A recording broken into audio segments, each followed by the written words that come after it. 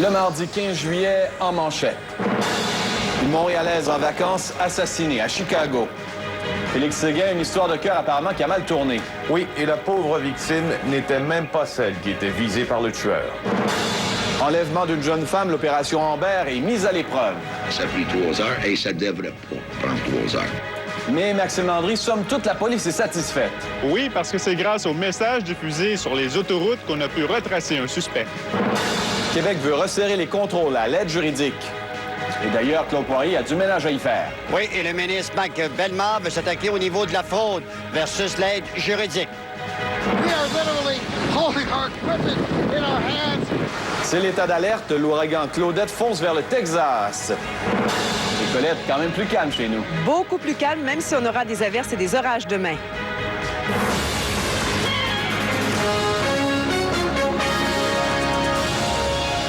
Bonne fin d'après-midi. Ce sont donc des vacances qui ont très mal tourné pour une Montréalaise, une femme de 32 ans qui a été tuée à Chicago dans la nuit de dimanche à lundi. Félix Séguin, ce n'est même pas elle qui était visée par le tueur, mais une amie. Une autre personne. Et pour comprendre, on va refaire un peu le fil des événements. Dimanche dernier, cette Québécoise de l'arrondissement La Salle à Montréal se rend avec 2 de ses amis chercher une autre personne dans un édifice à logement près de Lincoln Park à Chicago.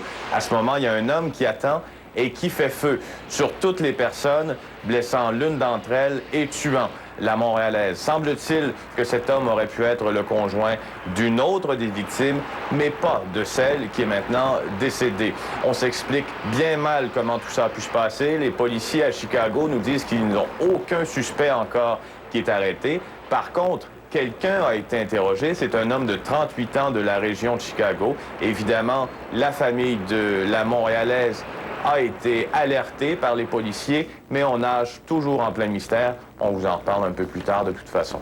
Merci Félix. Au revoir. Au revoir. La première alerte Amber lancée au Québec est considérée un succès, comme un succès, même si du côté de la police de Montréal, on reconnaît qu'il y a quand même place à l'amélioration. Une alerte Amber, je vous le dis tout de suite, c'est une opération, vous en avez sûrement entendu parler, on en a parlé il y a à peu près 2-3 mois. C'est une opération exceptionnelle pour retrouver une mineure victime d'enlèvement et dont la vie, croit-on, est menacée. Maxime Landry, on sait maintenant qu'il s'agissait plutôt d'une querelle entre une adolescente et son copain. Voilà, ce qu'on peut dire, c'est qu'à 19 h, tout portait à croire que c'était un enlèvement, mais après coup, on réalise que c'était peut-être davantage une histoire de violence conjugale. Chose certaine, c'est qu'on a vraiment déployé les grands moyens hier. Une alerte Amber, la première à être déclenchée, comme vous l'avez précisé, et ça s'est finalement terminé par une arrestation dans le secteur de l'autoroute 20 de la 1er avenue, dans le coin de Dollard-des-Ormeaux. Et c'est justement une dame, une citoyenne, qui a permis l'arrestation de ce suspect.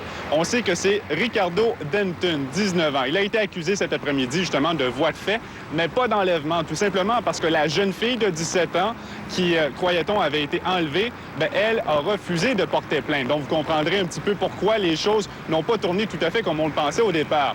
Chose certaine, donc, l'alerte Amber a été enclenchée. On a vu les alertes dans les médias, on a entendu ça à la radio et on a surtout mis des messages sur les grands panneaux à affichage variable le long des autoroutes.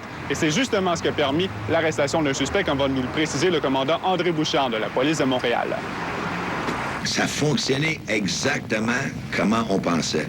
Un citoyen qui roulait sur le 20 a vu une pancarte. En temps normal, c'était une pancarte disant vitesse limitée aux causes des constructions, mais elle voit la plaque d'un véhicule et la description du véhicule. Et en roulant, elle aperçoit quoi? Le véhicule en avant elle, avec la plaque. Cela dit, côté efficacité, c'était pas l'idéal quand même, Maxime. C'est peut-être là que ça a cloché un peu. Oui, ça s'est conclu par un succès, mais néanmoins, pour ce qui est de la transmission de l'information, on reconnaît que là, ça a pris du temps. Du temps, par exemple, du côté des policiers qui ont dû évaluer si de part et d'autre, c'était valide de déclencher une opération Amber. Problème aussi du côté de la transmission de l'information aux médias. Nous, on n'a pas reçu les détails, disons, dans un laps de temps très, très convenable. Ça a pris quoi, 45-50 minutes avant qu'on sache exactement quoi dire aux gens, quoi donner comme description de véhicule, de suspect. Alors, c'est vraiment là-dessus qu'on va tout réévaluer ça. Évidemment, c'était une première opération qui s'est quand même soldée par l'arrestation d'un suspect. Merci, Maxime. À tantôt. Ouais. Adil Cherkaoui, c'est un Québécois d'origine marocaine, on le sait, qui est détenu depuis près de 2 mois maintenant. Bien, il va le rester détenu tout simplement parce que le Canada, qui veut l'extrader, l'associant au réseau terroriste Al-Qaïda, a réussi à obtenir d'un juge André Jobin qu'il ne soit pas remis en liberté. Portant principalement sur des sujets internationaux. Tous les détails et d'autres nouvelles au TVA régional de 18h. Il ne veut pas de moi. Il veut Stéphanie et il est...